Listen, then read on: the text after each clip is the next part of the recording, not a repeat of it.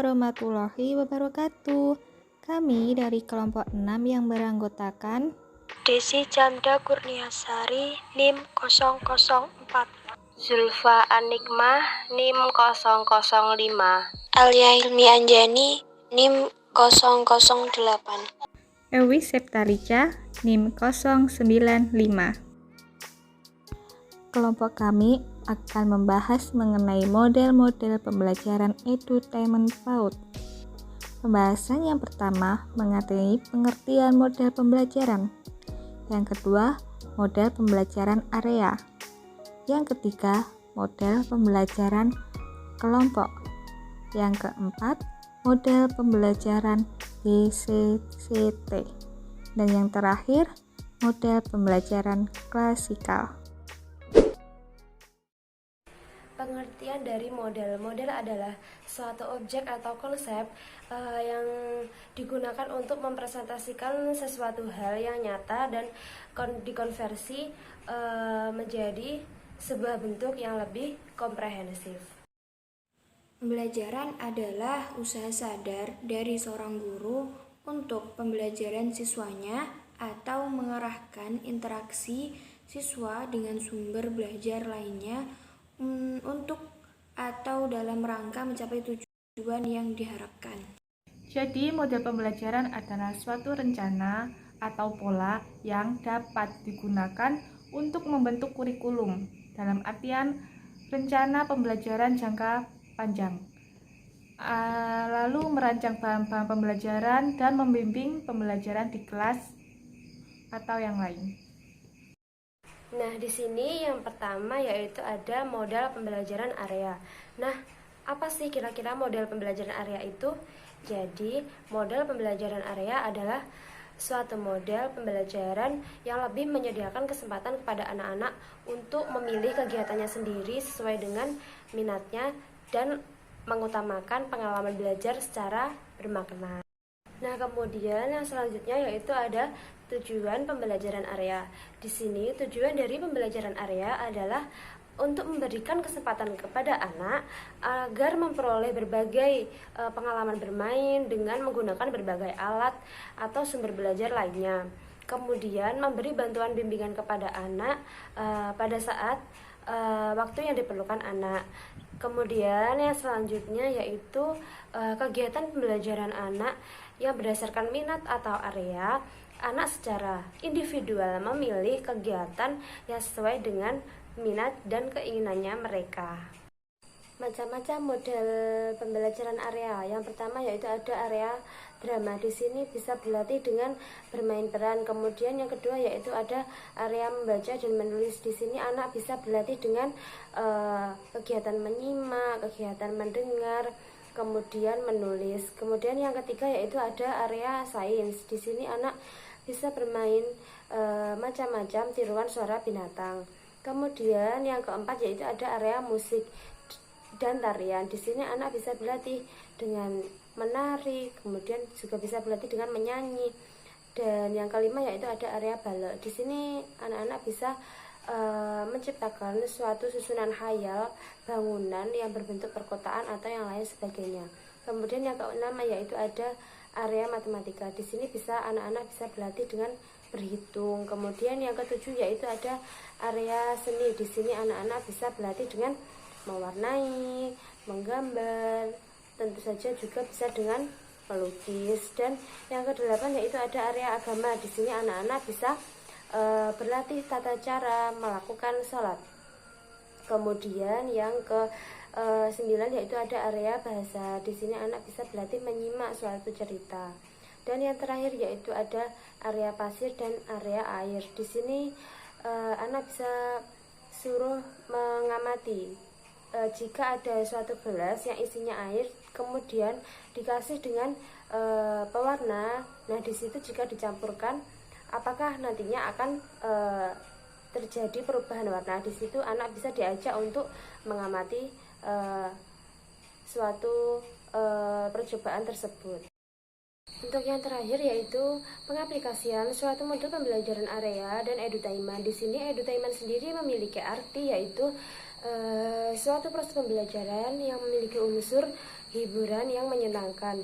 Kemudian contohnya di sini yaitu di area drama. Pastinya di sini akan ada unsur bermain peran di mana anak-anak akan merasakan umpan balik di mana mereka melihat pagelaran yang dimainkan dalam suatu cerita tersebut lucu. Anak akan merasa have fun, ceria, kemudian excited, dan pastinya cara kerja otak mereka akan berlangsung dengan bagus. Kemudian mereka akan merasakan senang dalam belajar menyimaknya dan bebas dari tekanan. Karena apa? Karena dari suatu pagelaran tersebut sudah dikemas dengan baik bagi anak-anak. Model pembelajaran kelompok atau pembelajaran kooperatif. Model pembelajaran kelompok atau pembelajaran kooperatif adalah strategi pembelajaran yang melibatkan partisipasi siswa dalam satu kelompok kecil untuk saling berinteraksi.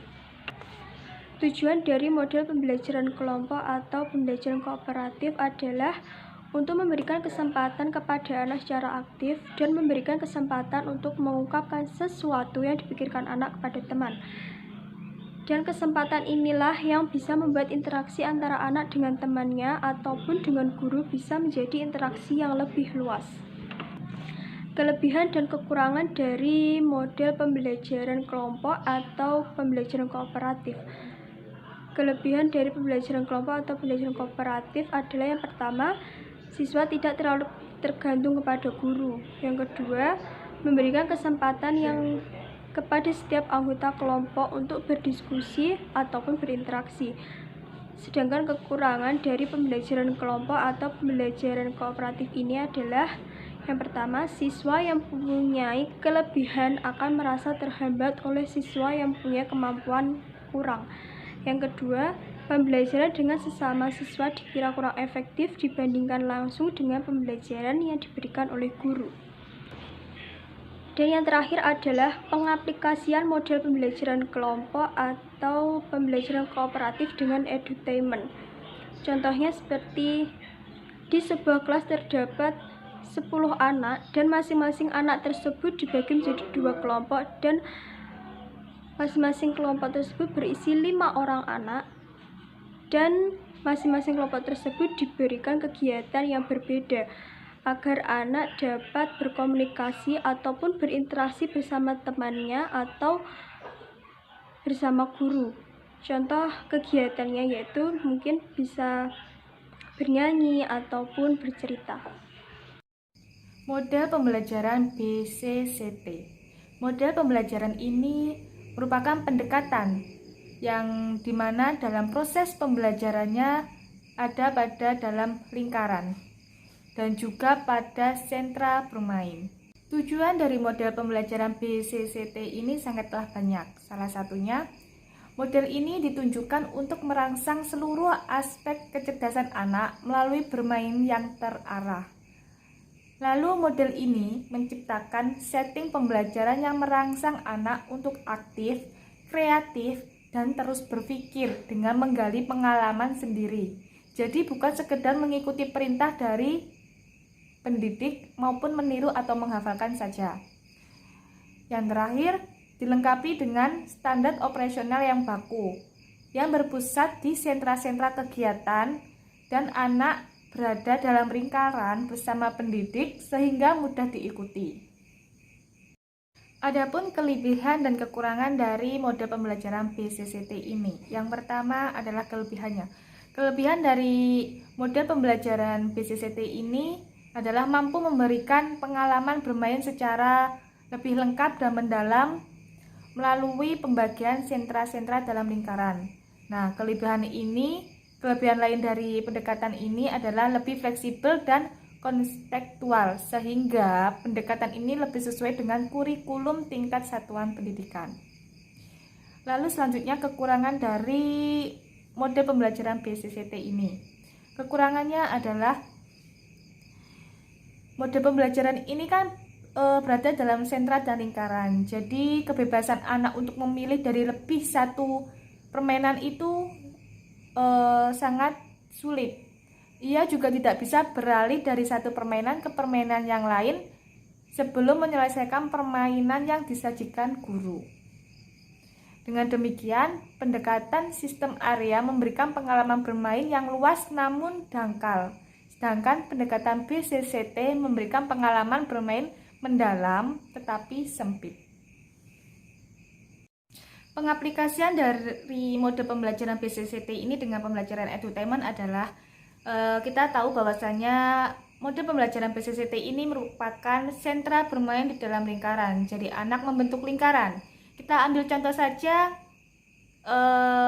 sentra bermain bangun datar. Nah, nanti pendidik akan membagikan sebuah buku gambar dan juga potongan kertas lipat berbentuk bangun datar. Nah, pada saat semua sudah dibagikan ke anak dan membentuk lingkaran, pendidik akan memberitahu bahwasanya silahkan menempelkan bangun datar tersebut dengan sekreatif kalian. Ingin kalian bentuk seperti apa? Semisal mobil, rumah, bangunan, dan sebagainya. Jadi di sini anak dituntut untuk kreatif, untuk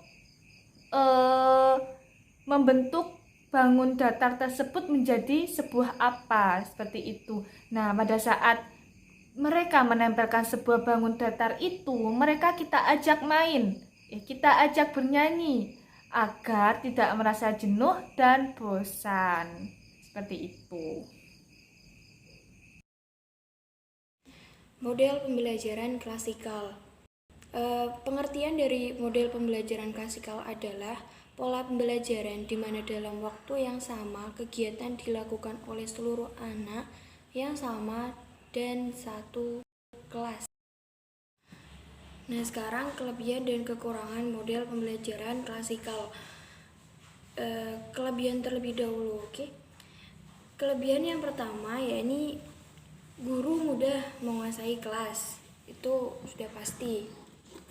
Kalau guru di depan dia pasti mudah untuk menguasai kelas. Kemudian yang kedua, mudah mengorganisasikan tempat duduk atau kelas. Biasanya di lembaga-lembaga kan sering memakai model pembelajaran klasikal, dan lembaga tersebut sudah menyiapkan kelas dan tempat duduk yang sesuai untuk anak-anak tersebut. Dan ketiga, dapat diikuti dengan jumlah murid yang banyak. Tentunya memang bisa. Kemudian yang keempat, mudah mempersiapkan dan melaksanakannya. Yang kelima, guru mudah menerangkan pelajaran dengan baik. Dan kemudian waktu lebih ekonomis, pastinya waktu lebih ekonomis. Kemudian yang selanjutnya menggunakan bahan pelajaran yang luas. Dan yang terakhir, membantu siswa atau anak tersebut untuk mendengar secara akurat, kritis, dan penuh perhatian.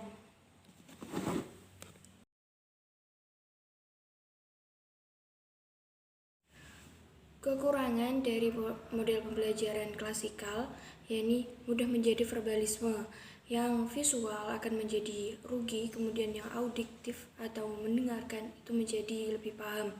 Kemudian yang kedua, bila selalu atau terlalu dilakukan atau digunakan, anak-anak bisa jadi akan lebih menjadi bosan. Kemudian yang ketiga, keberhasilan sangat tergantung oleh siapa yang menggunakannya atau gurunya. Kemudian dan model pembelajaran ini kekurangannya lain cenderung membuat anak menjadi pasif. Pengaplikasian model pembelajaran klasikal dengan edutainment. Saya akan ambil langsung pada sebuah contoh, oke? Di sebuah kelas, kala itu tema pembelajaran itu adalah kendaraan, dan saya mengambil subtema yaitu kendaraan di darat.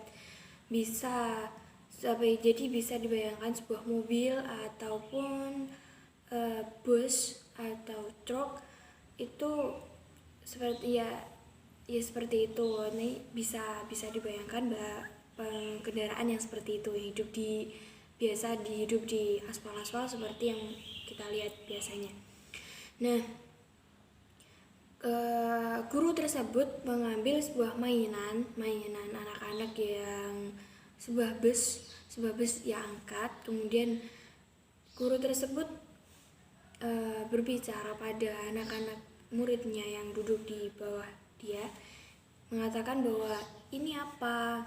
Kemudian dia tangannya kan membawa sebuah bus tersebut, kemudian diperlihatkan pada anak, ayo ini apa, ini kendaraan yang apa namanya. Ada anak nanti ketika ya tahu sebuah mainan, dia sering melihat mainan tersebut dan dia senang dengan mainan tersebut. Itu bus, bisa mungkin itu jawaban dari salah satu anak bilang, ya benar, ini bus. Dan bus ini kemudian guru tersebut mengatakan ini bus yang warna apa, bisa di keadaan itu warnanya biru, itu warna biru bu, gitu. Itu masuk pada warna ya. Bisa jadi selain bus, kala itu bisa bertema yang lainnya, bisa tema buah-buahan, dan ibu guru tersebut mengangkat sebuah jeruk ataupun buah-buah yang lainnya, bisa sebuah jeruk atau apel atau yang lainnya. Ini apa ya, seperti di pengaplikasiannya jeruk tersebut bisa disamakan dengan pengaplikasian yang tadi di bus tersebut.